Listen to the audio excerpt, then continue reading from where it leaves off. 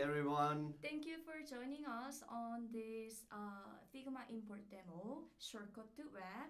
This is Eugene, working as a product marketing manager at Vev, and this is Halit Kendigül, and I am the product manager of the integrations and developer experience team. Yeah, thank you so much for joining us, and hi to Vertinos Design, Anna and Emily.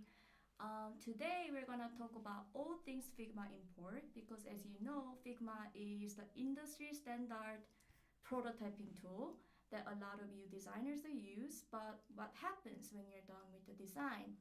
You have to run to the developers to translate your designs into live websites, and that's why we built the Figma import. Oh, the sound is very low. Let's see if we can do something. Maybe we can come a little bit close. Can you hear us better? Vertinos Design? Can you hear us better? If anyone can comment us, they'll be really... We'll just continue and then they will maybe comment on it. Alright. So we built the Figma import because we really wanted to empower you designers to own the whole creative process and add interactivity easily and effortlessly using our advanced animation presets, and finally just publish your design anywhere on the web. And today we're gonna talk about some of the intros of the Figma import as well as best practices as to how you can structure your Figma files. And I'm going to walk through some of the importing process and actually demo how we can turn the static file into the live website. And we're going to end with some troubleshooting tips and also some live questions. By the way, we have Fredrik Jansen in the chat, who's the head of tech lead of the Figma import feature, and he's going to answer any questions that you may have during the session if you don't get to your questions during while we are talking. So I'm gonna give it away to Halit. Thank you, Eugene, for your introduction. So here we go. First of all, I will start with introducing Figma. Figma is an amazing platform for prototyping, obviously, and for designing and bringing your ideas on the canvas, right? But for this session, it's gonna be in the narrative of the Vev import. So we'll only scratch the surface, but I'm pretty sure that those are the most important ones, short and sweet.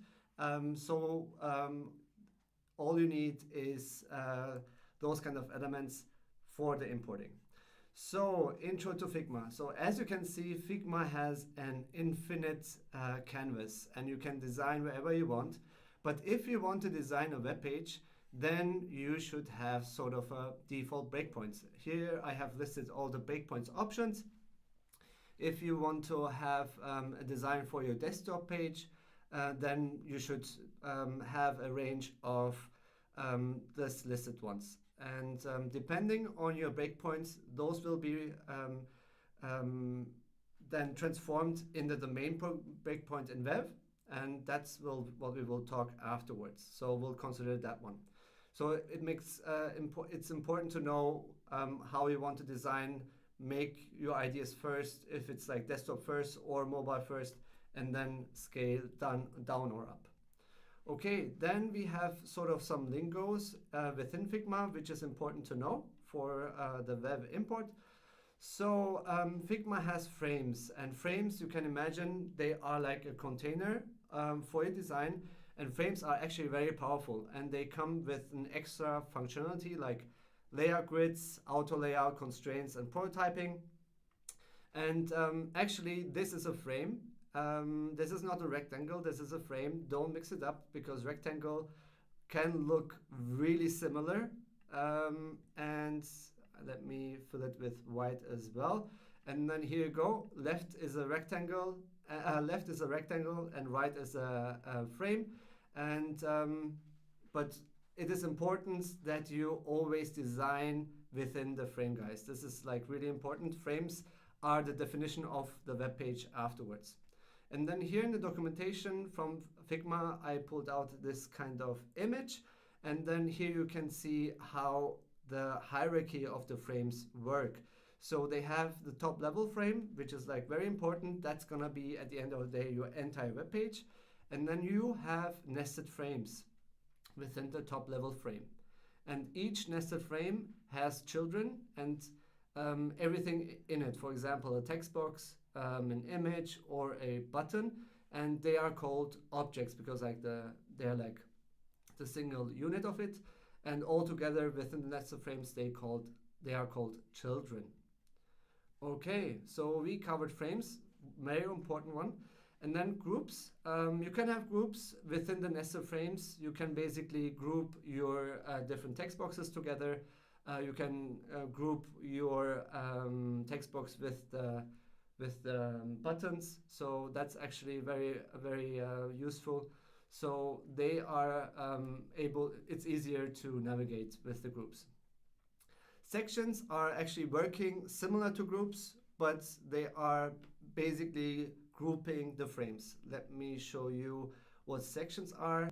Here on the left, top left, I select sections, and then I am going to I'm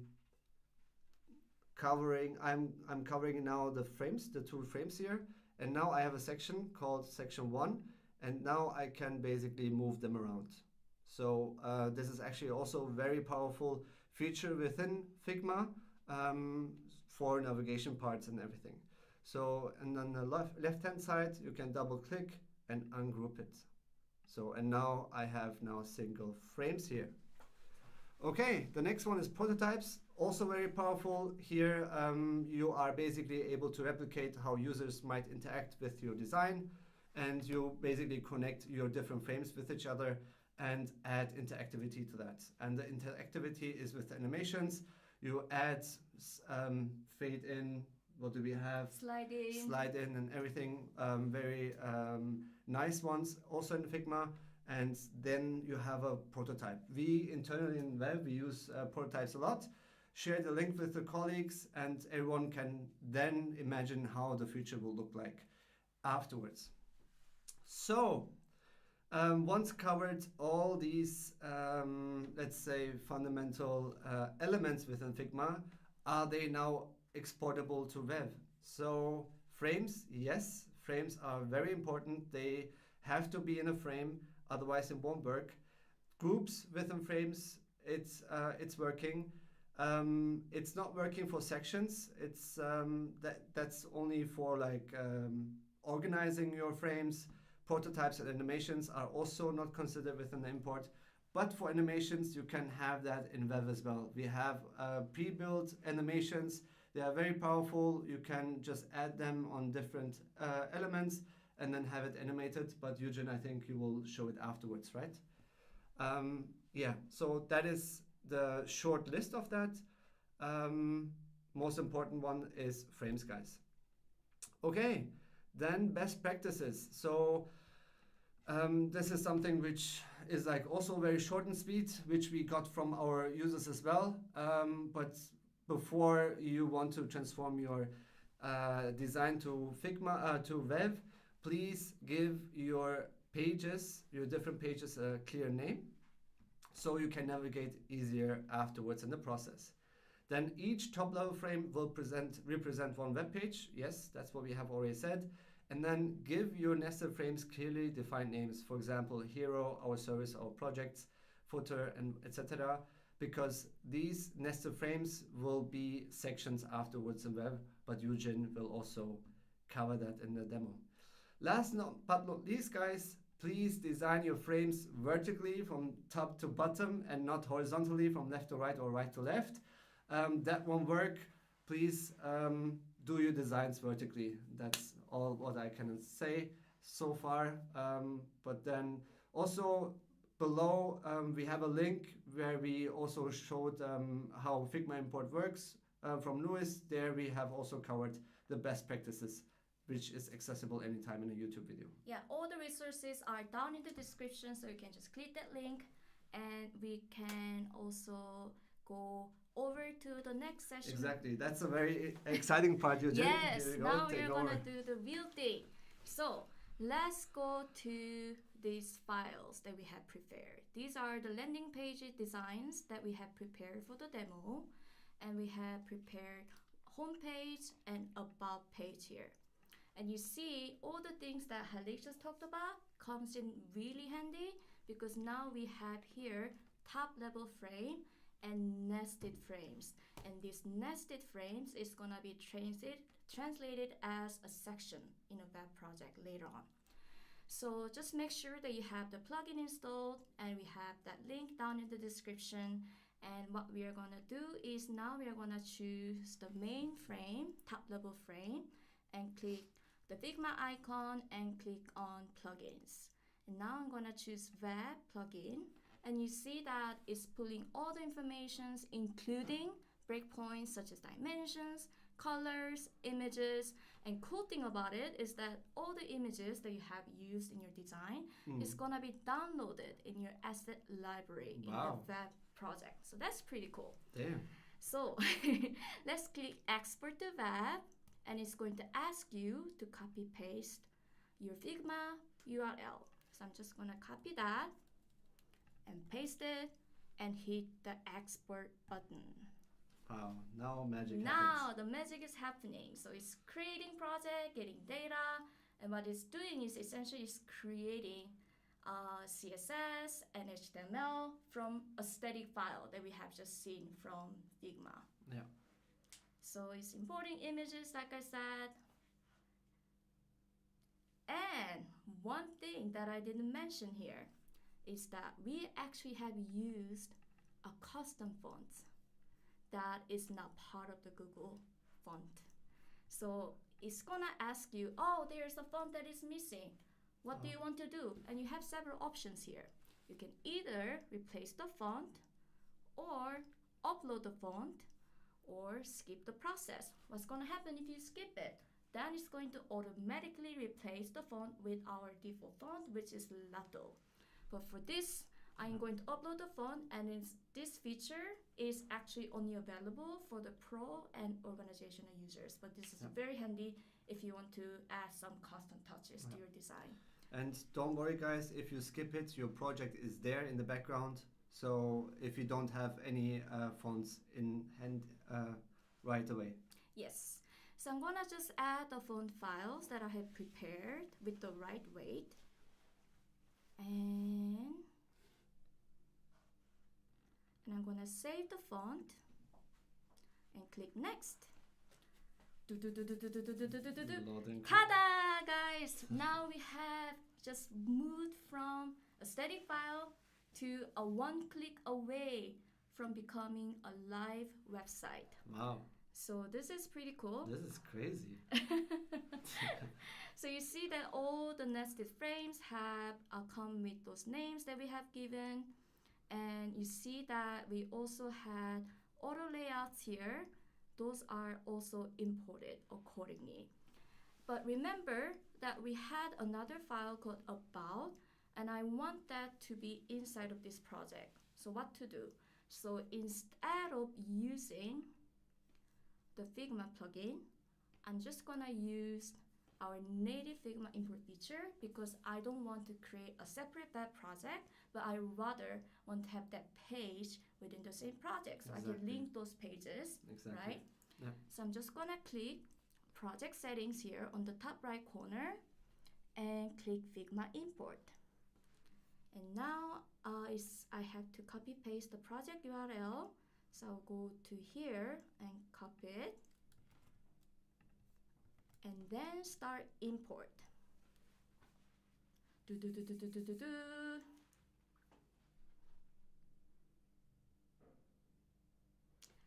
There you go. Yeah. So now we have about page, and we're going to import that, and it's doing the magic in the background.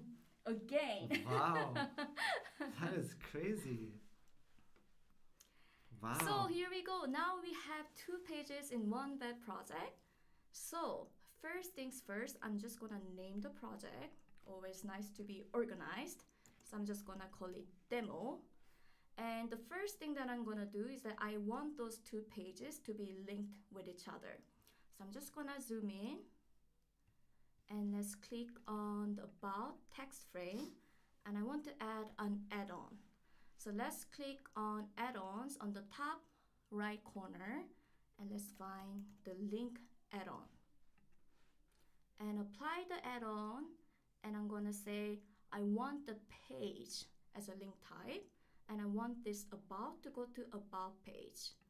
And I want the transition to be a little bit smoother. So I'm going to add fade animations as well. Oh, those are the animations? Yes, those are the animations. Wow, that was a huge list. Yep, that is a huge list. And I'm going to do the same thing, just the other way around, by clicking on the about page. So let's do it here quickly. Add on, link, and apply the add-on. And it's going to be a page. And this time it's going to be home. And I'm going to do the same by applying the fade animations. So I want to see how those two pages are linked together. So I'm just going to quickly publish to a staging domain. Domain, exactly. The thing is, guys, you don't have to worry about this staging domain to be crawled and indexed on Google. No one can find it. It's your just very, very safe playground where you can mess around, play around as much as you want. So let's But you see. can also use it for a published version and can share it with anyone else. Share with your clients to show your live prototype, essentially. Exactly. So here's the page. It looks pretty sweet. And you see now we have 2 pages in one website. Super quick. And I wanted to show you guys how we go about optimizing, because obviously we have amazing design in the desktop version, but we have to adapt it for responsive design. I'm not gonna go through all the sections here today, but I'll just show you how I will use the auto layout to make it easier to translate your designs across different breakpoints. So first things first, I'm going to click on this auto layout, and I'm just gonna zoom in. And you see, when I go to the tablet mode, something is happening with the width. No, it's not broken. The width is not adjusted. So what I'm going to do is I'm going to go to the desktop again, and I'm going to adjust the width to the auto. So what it does is that it's going to automatically resize based on what's inside of the content. So now when you go to the tablet mode, here we go. So we just need to move it wherever you like it. Here we go. Here we go. Perfect. And we can do the same here. For the mobile view, Mobile view. Yeah. And I can quickly also adjust the size of the font, because obviously you want to, it's a crazy stuff. So I'm going to just change the size of the font to maybe I'll just make it 70. Perfect. And go to the mobile. It's huge. I'm going to make it maybe 50. And then line height maybe 70. And then like this. So now already it's looking pretty great. And I'm going to do the same thing with the social icons here, which is by giving the auto width. So it's now going to resize accordingly. That's important. That's crazy. Yeah, it is pretty sweet. And you can obviously play around with the gap size, so you can make it a little bit narrower if you want. And the last thing, so we here have this logo section here to showcase all the companies that you work with in this virtual company. And we want this logo to also behave very nicely across different breakpoints. What to do? First, let's give it an auto width, and let's check how it looks. Now it looks okay, but then you see that it's actually cutting out some of the logos that we really want to show to our audience. So what I will do is that I'm gonna go into the auto layout setting, and I'm gonna click wrap contents. So what it will do is that it's going to start wrapping the content according to the width of the breakpoint. So let's see. Here we go. Now it's wrapped. Yeah. So now it's looking pretty close to what I envisioned to be the final product, but I want it to be center aligned, so I'm gonna click on center line and maybe make the gap a little bit narrower, so maybe 60. And let's go to the mobile. I actually quite like that it's actually stacked vertically, but let's just adjust the size of the section. And then maybe I want the gap to be a little bit narrower so that it doesn't take too much space in the mobile view. Yeah, makes sense. Yeah. So you don't need to scroll Exactly. that much. So here we go.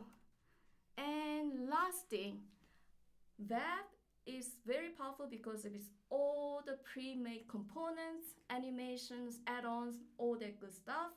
And obviously, if you want to make it more interesting and interactive, you can add animations. And I just want to quickly add fade-in animation in the first section. Just make sure that you have chosen the right section. Click add-ons and animations. And I'm going to click load animations because I want that to load as you scroll or as you open the page. And I'm going to click add animation and click the fade in. Wow. Yeah, so now it's interactive.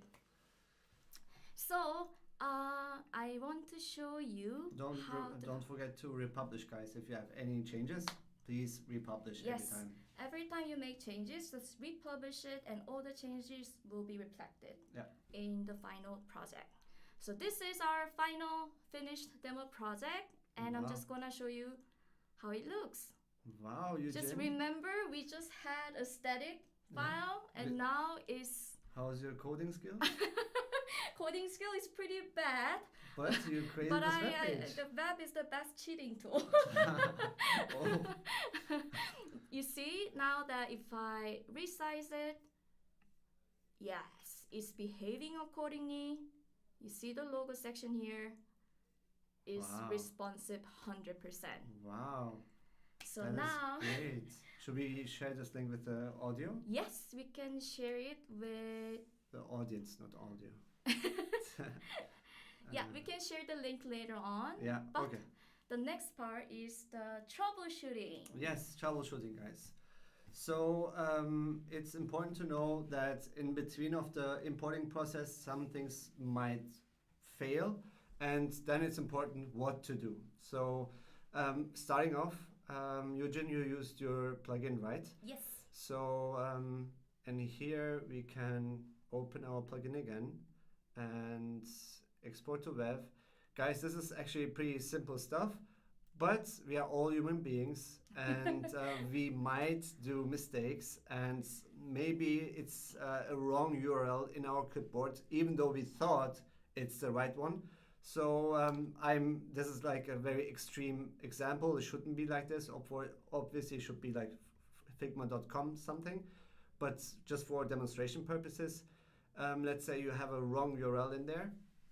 What do we show you guys? So we take this URL, try to connect it, because the URL is very important. It has a page, the project key, the page key and everything.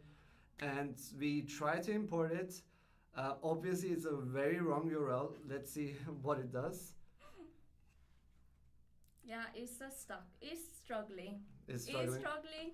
It's struggling. But here it is the case that we are really trying hard to create that project, but apparently it's not happening. But usually you would get an error dialog saying like, okay, the import has failed. Yeah. So that is like very unfortunate. So we are either try to motivate you to try it again or contact support. And contact and support in this case, even though you might be sure that you have pasted your URL, then please, we have a button on the left dialog, the bottom left, where you can ask or like tell Alaska.org, okay, either you give us feedback, say like, okay, my import is not working because this is literally connected to your importing process, or you can use the general chatbot in here, which would look like this. And then here send us a message and then say like, either I have found a bug or categorize it as other. and say what you have experienced, and I'm behind there, and the entire team is behind there, and then we will definitely have And a look. also Alaska the dog. Alaska the dog is also right there. Yeah. Exactly. So that's that, guys. So important is that you always have the right URL in the box where you before you export it. That is correct. Okay, then guys, that is troubleshooting slash best practices. We mentioned that we want to have nested frames within the top level frame. Here we have an example of someone from the community. He designed a page, restaurant page, where you can order pizza, burgers and everything. It looks amazing. You have testimonials and everything. You can reserve your seat. So it's actually looking great on the canvas, but if you look on the left hand side, on the left panel, everything is actually connected to the top frame, which is not good for our web import. So this is like very, very important. As you can see, many objects are not grouped, no auto layout, nothing, no nested frames, many items in there, and this will look very tough after you import it. So this is like the end result, and we try to have another section. We try to calculate everything and try to split those big frames in different sections. But in this case, it didn't work because the structure, the images, the assets, they were not good enough, and then you will struggle, and then you would spend so much time to create new sections in Vev, and then you will get frustrated. Please don't do that. Go back, as Eugen and also Louis recommended. Try to have your design within nested frames. Name them accordingly, and it's then easier to navigate. Because here we have rectangle 24, image 13, ellipse 7. That won't work, guys. Yeah, that organization actually pays off, guys. Yeah, it will save so much time. Okay, last but not least, guys, we have our help center documentation, which I want to talk about that as well, under help.vev.design, and we have documented so many things, almost every step. We have related articles here regarding best practices, missing fonts, Vev Plugin and everything. But what I want to shortly talk about is the currently known limitations. Our current version, we wanted to just like release it to you guys. Those items were like not prioritized, but if you think you would like to have them also in the next version, please let us know, send us feedback. Feedback, you can always send it within the chatbot here. And then you can let us know if you have a feature request and everything. So very shortly, we have limited support on blend modes, for cropping, for custom styles, which are not supported at all. Clipping mask for rectangles, so very, very edge cases, but those are maybe interesting for heavy Figma users, Figma designers. Vector files in Figma might be imported as SVGs in Vev or as images. We have, for example, one example is if you have one text box and you have different lines and different fonts within that text box, only that font from the first line will be taken, the font of the first line will be taken on, not with everything else. So this is like another edge case. And then this one I already mentioned with sections and port types and interactions, they won't be exported to Vev, but we mostly focus on the frames. So the frames are actually building your web page. And then we also mentioned in here, if you really want to have these kind of limitations also within the next version of the Figma import feature, please hit the chat bubble and tell us what you want. Ask us anything. If you have any bugs or feature requests, we are here. Thank you so much. I think the time is almost up, but if you have any questions? Any questions, guys? Any questions, guys? Fredrik, were you challenged from our audience? Yeah, our tech lead Fredrik Jensen is in the chat currently. You can ask us anything right now, or if you have any questions afterwards, use the chat bot in the right bottom. Obviously, this is our first time doing a YouTube live. It was very fun. Yeah, it's very fun. Thanks, Eugene. Native forms. Native forms. Wow, that is amazing. Yeah, we need native forms. We are into that. And actually, we are planning to have a webinar on the native forms once we are done. And yeah, looking forward for native forms. We are working on it. Okay, Emily is asking how many pages can you import into project, and theoretically you can import as many pages you can, but we recommend up to 20 pages within one project because then it's gonna be the optimal performance in terms of how fast your page loads and things like that. Exactly. Components. Components within Figma, yes, they are also imported, but not the same as in Figma. They are imported as elements, what we have, or groups, as far as I know, Fredrik, regarding components. So one last question if there is. If not, we're going to say goodbye. Currently are not supported. Yeah. Thanks, Fredrik, for the confirmation. Yeah.